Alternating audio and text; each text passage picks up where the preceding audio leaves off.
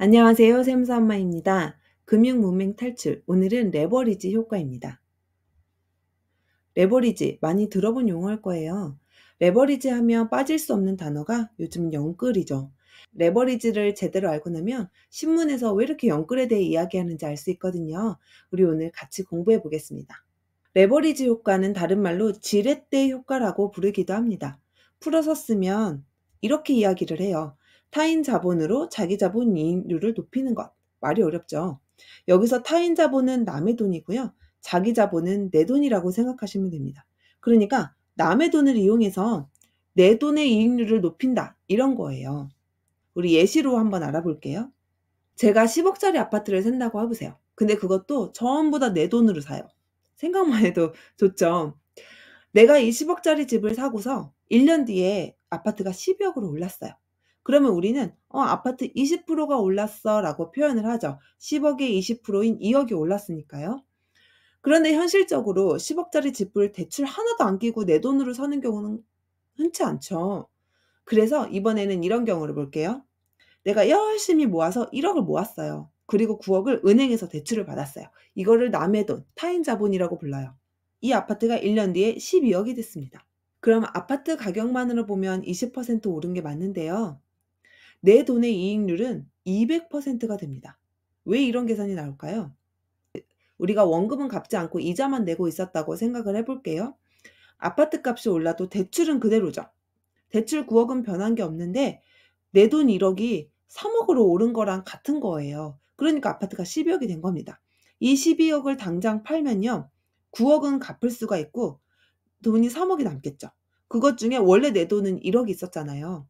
그러니까 다시 말하면 2억이 플러스가 된 거죠. 그래서 내 돈이 플러스 200%, 즉 2배가 더 올랐다라고 표현이 되는 겁니다. 이게 바로 레버리지 효과예요.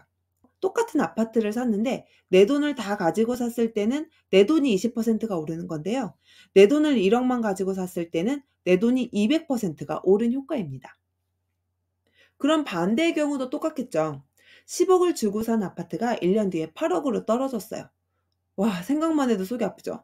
이걸 다 내 돈 주고 샀다면 내 돈 10억이 8억이 된 거니까 20%가 손해인 거예요. 아파트 손해값이 그대로 내 손해가 되는 거죠. 그런데 아까처럼 대출을 9억을 끼고 샀거든요. 지금 아파트 가격은 2억이 손해본 상태죠. 그런데 내 돈은 1억밖에 안 들어갔잖아요. 그 말은 뭐예요? 내 돈 1억은 전부 마이너스고요. 여기 있던 대출도 사실 1억을 손해본 겁니다. 다시 말하면 지금 8억이 된 이 아파트를 팔면요. 내 돈이 안 남는 건 물론이거니와 빚도 못 갚고 오히려 1억의 빚이 나한테 더 남는 상황이 되는 거예요. 이럴 때는 손해율이 200%가 됩니다. 그래서 이렇게 남의 돈, 타인 자본을 이용하면 이익도 그만큼 커지지만 손해도 그만큼 커져요. 여기서 딱 10배가 차이 나는 이유는 이 아파트 10억에 비해서 내 돈이 1억, 10%가 들어갔기 때문이고요. 내 돈과 남의 돈 비율에 따라서 당연히 이 퍼센테이지는 달라집니다. 남의 돈이 커질수록 이 비율도 올라가게 되어 있어요. 그런데 레버리지 효과는 이것만 생각하면 안 돼요. 현실적으로 이렇게 대출을 받으면 항상 따라오는 게 있죠. 바로 이자입니다. 아까와 똑같은 상황인데요. 이번에는 대출의 연이자율이 10%예요. 아파트 값은 2억이 올랐지만 사실 이자를 9천만 원 1년 동안 내야 하죠. 그러니까 수익은 2억 원이 아니라 2억 원에서 이자 9천만 원을 뺀 1억 1천만 원이 내 수익이 되는 겁니다. 당연히 내 돈의 이익률도 그만큼 낮아지는 거겠죠. 그래서 레버리지 효과를 볼 때는 이 수익률과 이자율을 같이 고려를 해야 합니다. 그럼 이번에는 영끌 이야기를 해볼까요? 어떤 사람이 정말 영혼까지 끌어모아서 대출을 받아서요. 10억 아파트를 샀어요. 1년 뒤에 실제로 12억이 오를 것이라고 생각을 했거든요. 그런데 문제는 이 9천만 원입니다. 처음 대출 받을 때는 이자가 3%였어요. 그때는 1년 이자가 2,700만 원이었죠. 월로 환산을 하면 한 달에 225만 원입니다. 이것도 부담스럽긴 했지만 그래도 아끼고 아끼면 가능할 것 같았거든요. 그런데 이자율이 오른 거예요. 미국의 기준금리가 오르니까 한국 기준금리도 오르고 내 대출 이자율도 이렇게 올랐어요. 또 기준금리는 그대로더라도 은행이 가상금리를 올리기도 해요. 아무튼 여기선 예를 듣기 쉽게 제가 10%라고 했지만 뭐 이자가 1-2%만 올라도 사실 부담스럽거든요. 근데 이자율이 10%로 올랐다고 가정을 해 보죠. 내야 하는 이자가 9천만 원입니다. 이걸 한 달로 계산을 해 보면 한 달에 750만 원이에요. 처음에 제가 연끌을 해서 살 때는 한 달에 225만 원을 생각하고 산 거였거든요. 그런데 이자율이 점점 오르더니 750만 원까지 올랐어요. 이 이자를 감당하지 못하면 신용에 문제가 생기겠죠. 그러다가 결국 아파트를 강제로 팔아야 되는 경우까지 오게 될 수도 있습니다. 그래서 연끌에 대한 위험을 이야기를 하는 거예요. 두 번째 주의할 점은 바로 여기입니다. 이 아파트가 나는 20% 오를 거라고 생각을 하고 샀거든요. 그런데 오히려 떨어진 거예요. 나는 똑같이 이자를 감당하고 있죠. 근데 여기다가 아파트 가격마저 떨어집니다. 그러면 아까는 그래도 이자를 감당한다면 수익이 얼마 1억 1천만 원이라도 남는 상황이었는데 지금은 아파트 가격마저 떨어지죠. 이 말은 뭐냐면 떨어지는 아파트 가격과 이 이자까지 전부 다 내 손해가 되는 거예요. 종합해 보면 이렇습니다. 무조건적인 연끌이 위험해 이렇게 이야기를 하는 거는 이 두 가지를 제대로 고려하지 않았을 때를 얘기하는 거예요. 이자율이 더 올라도 이자를 감당할 수가 있는지 또는 내가 오를 거라고 생각한 아파트가 정말 오르는 것이 맞는지 이렇게 이 두 가지를 고려를 해야 된다는 거죠. 그냥 내가 샀으니까 남들 아파트 다 오르니까 오를 거야 이런 거 말고 정말로 공부를 하고 신중하게 사라는 이유이기도 합니다. 그렇다면 레버리지는 안 좋은 것인가? 무조건 하면 안 되는 것인가? 또 그건 아닙니다. 현대 자본주의 사회에서 레버리지를 이용하지 않으면 또 부를 생성하는 데 한계가 있는 것도 사실이에요. 이 두 가지를 조심해야 한다고 해서 하지 말아라. 또 이 뜻은 아닙니다. 예를 들어서요. 저는 이런 레버리지가 너무 위험하다고 생각을 해서 제가 10억을 순수하게 모아서 집을 사려고 해요. 10억을 모으는 동안 아파트 가격은 계속 오르겠죠. 입지도 좋고 앞으로 큰 변수가 없어서 내가 받은 그 아파트는 10년 뒤에 20억이 된다고 해 볼게요. 나는 처음에 1억을 모으고 대출을 낄까 하다가 '아 이게 위험하고 아닌 것 같아.'라고 생각을 해서 10억을 모으기로 결심을 했습니다. 내가 10년 동안 10억을 열심히 모았더니 10년 뒤에 이 아파트가 20억이 되어 있는 거예요. 그러면 사실 저는 내 생에 정말 이 집을 영영 못 살 수도 있습니다. 그래서 자본주의 사회에서 레버리지를 이야기를 하는 거예요. 그러니까 레버리지에는 사실 여러 가지가 숨어 있어요. 내가 집값이 떨어져도 그건 내 돈이고 일단 내 마음의 안정이 중요해라고 하면 레버리지를 사용하지 않을 수도 있고요. 그렇지만 이 두 가지를 비교를 해 봤을 때 나는 이게 감당할 수준이 맞아. 이 정도는 내가 해도 되겠어라고 생각을 하면 레버리지를 이용하는 것도 방법이겠죠. 내 돈은 사실 몇백만 원이건 몇 억이건 소중하잖아요. 대표적인 리스크가 바로 이 이자율과 수익률인데요. 이 두 가지를 내 마음대로 다 통제를 할 수는 없지만 공부를 하고 내 능력을 파악을 해서 감당할 수 있는 정도라면 레버리지를 이용하는 게 현명하다고도 합니다. 간단하게 레버리지의 효과에 대해서 이야기를 할 때는 이 두 가지를 비교를 하라고 이야기를 많이 합니다. 그래서 이 이자율이 수익률보다 크면 레버리지를 하면 안 되겠죠. 이건 상식적으로 그렇죠. 내가 감당하는 이자보다 수익이 안 날 것 같으면 아무도 하지 않을 거예요. 그리고 당연히 수익률이 크다면 이 레버리지 효과를 이용하는 게 맞습니다. 그런데 이 수익률이 크다고 해서 무조건 하라는 게 아니라 다른 것과 비교하지 않는 이 절대적인 이자를 내가 감당할 수 있는가 이것을 고려해 보라는 의미인 거죠. 이제 이게 무슨 말인지 아시겠죠? 남의 돈, 대표적인 게 대출이죠. 대출을 이용해서 내 돈의 이익률을 높이는 겁니다. 내가 1억을 3억으로 모으는 데까지 걸리는 시간에 비해서 대출을 이용해서 집을 사서 뭔가 투자를 하고 수익률을 높인다면 그것도 하나의 큰 효과가 된다는 겁니다.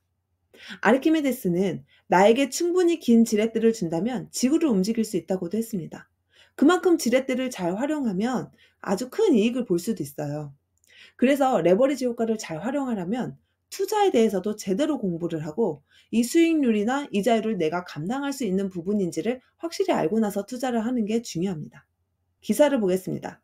얼마 전 한국은행이 기준금리를 동결한다고 발표를 했습니다. 사실 최근 다시 꿈틀하는 물가, 그러니까 물가가 오르고 있다는 거죠. 그리고 가계부채를 잡기 위해선 금리를 올려야 하지만 모처럼 살아나기 시작한 실물 경제가 아직은 금리 인상 충격을 감당할 체력을 갖추지 못했다고 판단한 셈이다. 우리 기준금리에 대해 공부할 때 같이 봤었죠. 물가가 오르고 부채가 오를 때는 금리를 올리는 게 대표적인 솔루션이었습니다. 그래서 금리, 즉 이자율을 올리면 물가도 주춤하고요. 사람들이 빚을 더 지지도 않죠. 이자가 부담이 되니까요. 그래서 빚이 줄거나 혹은 더 늘지 않을 수 있는 상황이 되는데, 그렇게 금리를 오르면 경제도 좀 침체가 되죠. 그런데 지금 이제 경제가 막 살아나기 시작하니까 금리를 인상할 수가 없는 거예요. 그래서 그 통화 정책 변경, 여기서는 기준금리를 얘기를 하는 거죠. 이 기준금리를 올리는 게 어느 한쪽에는 양이 되지만 어느 한쪽에는 독이 되는 딜레마가 계속되고 있는 겁니다. 한은은 경기 우려감을 반영해서 금리를 3.5%로 묶어두면서도, 그러니까 올리지 않으면서도 B2에 대해서는 강력한 구두 경고를 날리며 견제에 나섰다라고 되어 있죠. B2, 우리가 오늘 본 영끌, 즉 레버리지를 이용해서 하는 투자를 말하는 겁니다. 우리 기준금리에서도 봤듯이 이자율을 올려버리면 생산도 줄고 소비도 줄고 경기가 점점 안 좋아지는 것도 사실이거든요. 그러니까 이제 모처럼 바닥을 짚은 경기가 바닥을 짚고 일어나려고 하는데, 거기다가 금리 인상이란 찬물을 끼얹기는 부담스러워서 안 올린 것이다라는 거예요. 그런데 이창용 한은 총재는 계속 이 얘기를 하고 있죠. 주택가격 상승 기대감에 B2가 늘고 있는 상황에 대해 1%대 금리는 기대하지 말라며 직격탄을 날렸다.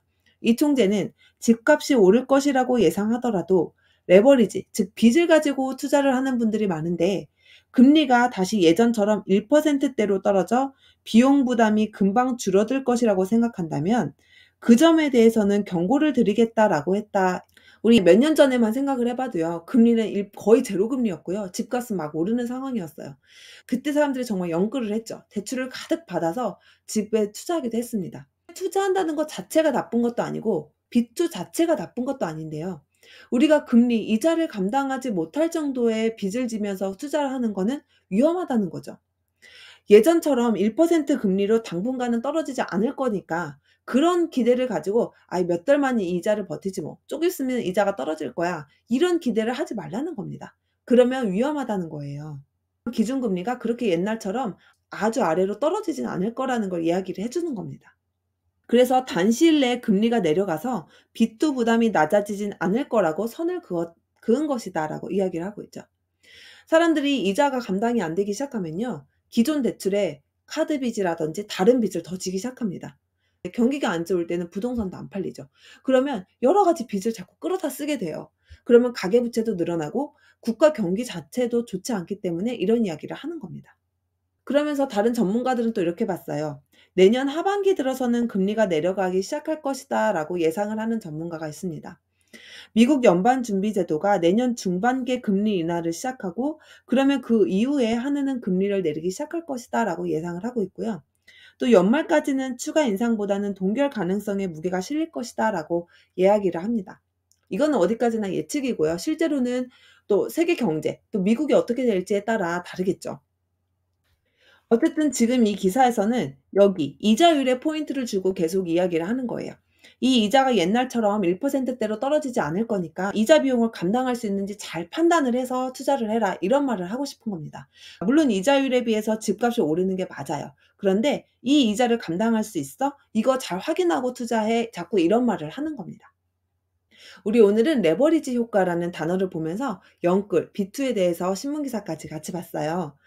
예전에 봤던 기준금리, 가상금리 이런 얘기가 합쳐지면서 뭔가 연결이 되는 느낌이네요. 금융문맹 탈출까지 함께해요. 감사합니다. 세무사무였습니다.